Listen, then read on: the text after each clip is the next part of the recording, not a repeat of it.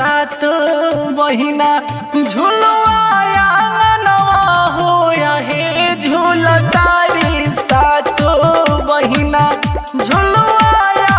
नवा होया हे झूलतारी सात बहिना।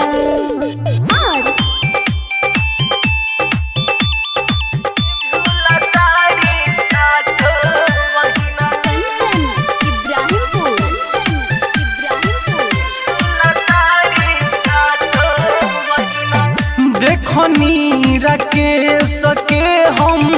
माय चरण धोवत कलसा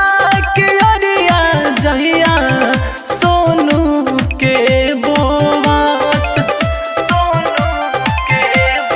हो देखनी राकेश के हम माय चरण धोवत कलसा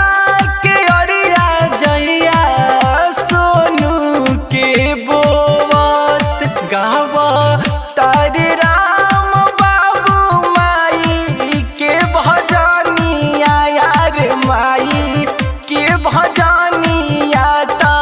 झूलतारी सात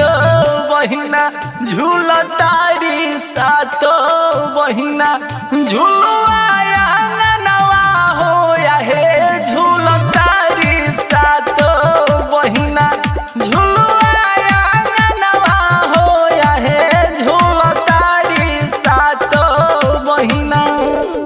होते भीनु सहराय ननदो देखो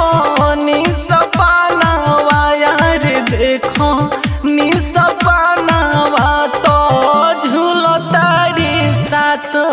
बहिना झूलतारी सात बहिना झूल